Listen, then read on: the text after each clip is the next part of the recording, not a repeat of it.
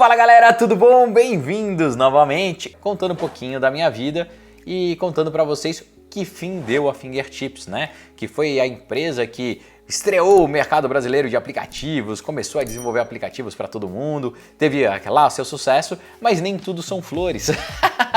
Como diriam aí algumas músicas, né? Nem tudo são flores, nem tudo são rosas, mas foi um momento mega divertido. Então, bora contando um pouquinho do final da Fingertips. A Finger acabou crescendo muito e a gente tinha um problema sério de fluxo de caixa. E hoje eu falo com muita propriedade, o que quebra a empresa não é a falta de receita, é fluxo de caixa. Você precisa ter um controle do seu caixa ali muito bem feito, porque a falta dele faz com que você tome decisões erradas e muitas vezes venha a falência. A Finger não chegou nesse ponto, a gente conseguiu se recuperar, mas a gente acabou sofrendo muito, porque a gente escalou muito time, alguns clientes acabavam pedindo mais prazo para pagar, a gente não contemplava isso direito, então a gente acabou passando ali em vários momentos perrengues que a gente tinha que dar um jeito de operar. Então, exemplo, vários meses os sócios não conseguiram tirar sua retirada completa, né? A gente fazia a retirada parcial, ou muitas vezes a gente ficava sem receber salário. A gente ficou, eu acho que uns 6 meses sem receber salário, e isso era necessário porque os nossos compromissos principais, que era pagar os nossos funcionários, depois os nossos fornecedores, era primordial. Então a gente não deixou nunca essa peteca cair, mas não foi fácil, assim, foram momentos muito complicados. Pra vocês terem uma ideia, eu lembro como se fosse hoje.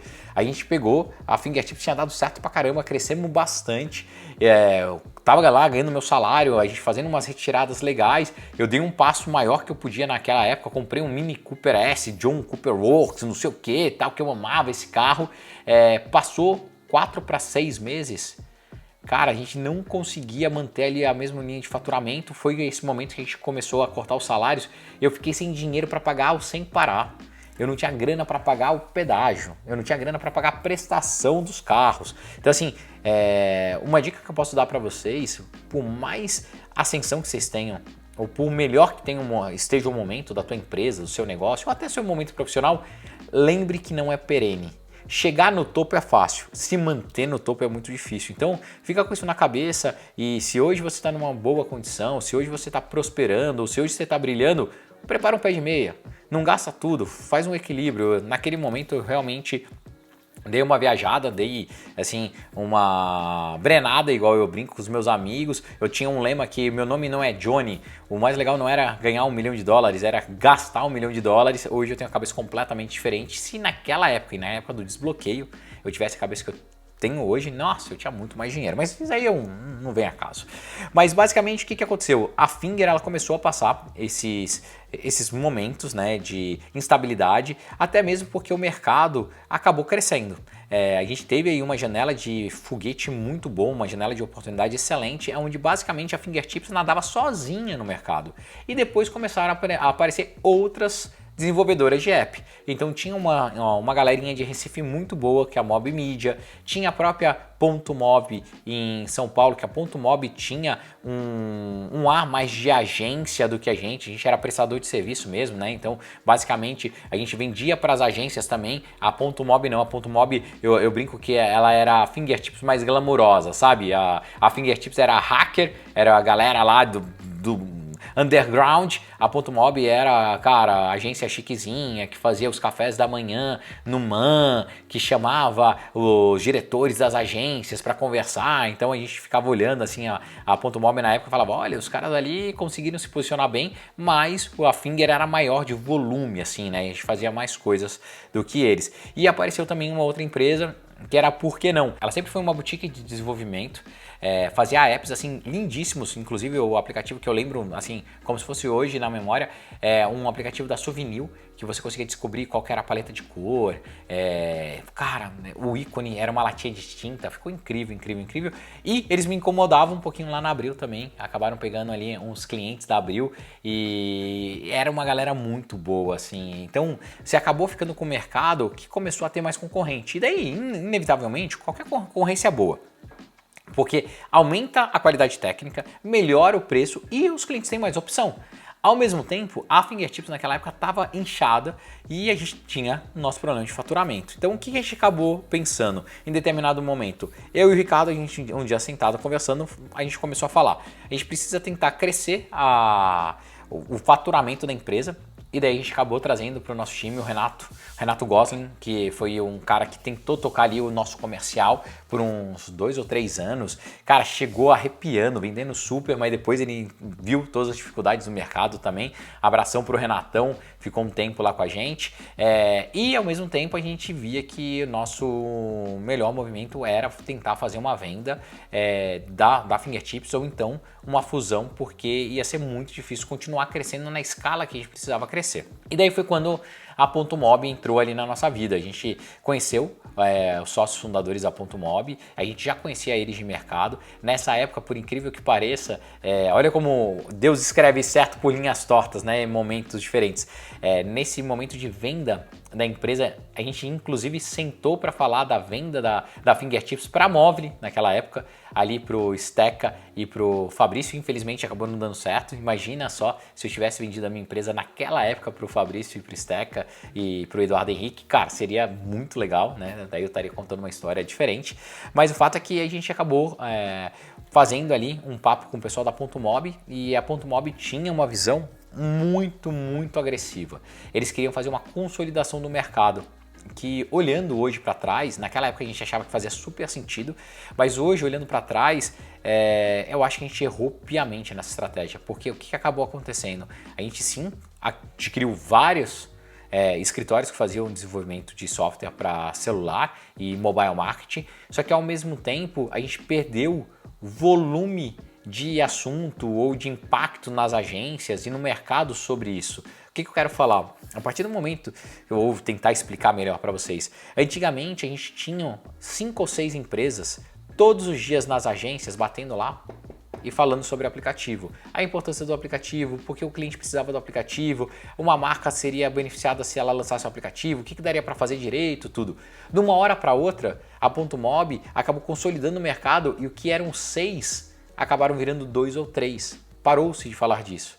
E neste mesmo momento, nessa mesma janela, aconteceu uma coisa que a gente nunca imaginou, que foi o Facebook Apps.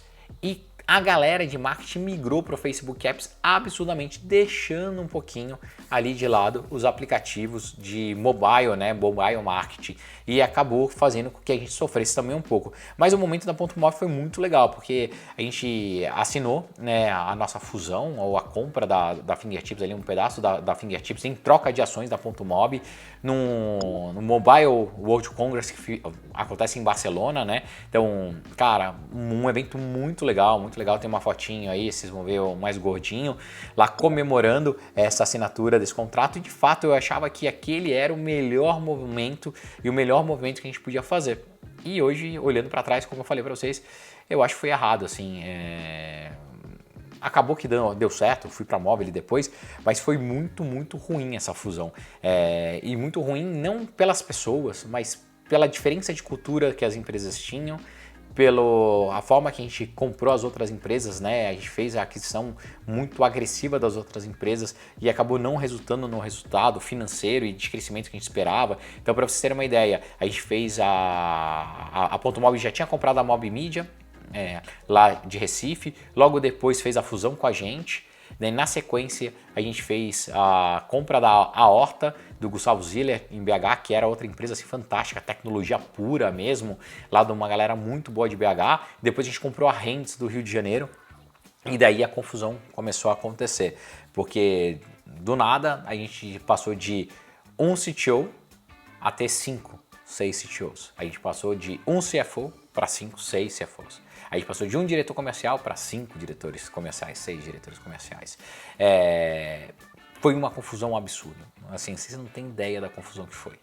E a gente tentou, no começo, ficar com os escritórios separados, trabalhando independente. A gente viu que não tinha por que fazer isso, não estava funcionando. A gente decidiu juntar todas as empresas, mudar para um predinho ali no Jardins de São Paulo.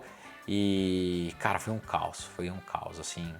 Ao mesmo tempo que eu tinha um maior orgulho em ver que a empresa tinha mais de 600 funcionários, né? Tava crescendo pra caramba, o faturamento, né? se estruturando, ficando cada vez maior, a gente pegando uns projetos muito legais, eu via que aquilo ali não era mais o meu lugar. Eu tinha muito atrito, eu sofria muito para ir trabalhar todos os dias, eu via que aquela cultura que a gente tinha do empresa underground, hacker, está todo mundo junto, todo mundo perto, ali a gente não conseguiu manter, então a gente meio que fez uma separação, sabe, assim, do que é o corpo executivo, do quem trabalhava, até umas divisões, então foi muito aprendizado, e o final dessa história é um final não feliz, é um final onde depois de várias discussões e brigas, eu acabo saindo da Ponto Mob, da Fingertips, que foi a empresa que eu fundei, foi a empresa que eu tive todo o carinho, todo o amor, de uma forma não amigável, acabei saindo e indo para o mercado completamente. Eu acabei decidindo sair porque estava insustentável. Basicamente o que eu queria fazer, que era os aplicativos para o usuário final, a gente não tinha espaço naquele momento, porque a empresa precisava crescer o faturamento, não tinha tempo de esperar essas coisas maturarem, apesar da gente ter bons produtos na época, né? Então a gente tinha lá Budweiser, UFC, Fórmula 1, futebol, tinha acabado de entrar o negócio de portabilidade de número, então a gente tinha um aplicativo super legal de adicionar o DDD, né, e o prefixo qual operadora você queria ligar. Se queria usar o 021 da Embratel ou o Vivo, entre outras coisas. Então, mas não funcionou. E daí foi muito difícil para mim, porque eu não estava bem financeiramente, não estava assim voando. Ao mesmo tempo, os meus sócios originais, eles já tinham saído também da Ponto Mob. O primeiro a sair foi o Alfredo, que era o CTO, né, da Fingertips, decidiu não continuar. Depois o Alfredo, o Paulinho, decidiu sair também dessa fusão, que não achava o fluxo de trabalho legal, não achava ali o ambiente bom, a cultura da empresa boa. Daí na sequência eu saí. Então basicamente a gente foi perdendo ali os sócios fundadores um a um. Quem trabalhava, né, não estava no dia a dia da operação, e eu acabei saindo. E foi, cara, pra mim, a surpresa depois, né, naquele momento não dava pra gente saber, a melhor coisa que aconteceu na minha vida. Sem dúvida nenhuma, porque por causa desse movimento eu acabei indo para a Movile, que eu volto para contar para vocês todos os detalhes e até coisas engraçadas que aconteceram antes de eu ir para a Movile e depois como foi o começo ali daquela jornada e como nasceu o Play Kids. É isso, espero que vocês estejam gostando dessa série. Não esqueçam, dê o like, compartilhe e principalmente se inscreva nesse canal. Eu preciso muito da sua inscrição para que esse canal continue decolando e eu espero vocês nos próximos vídeos. Abraço, valeu e fui!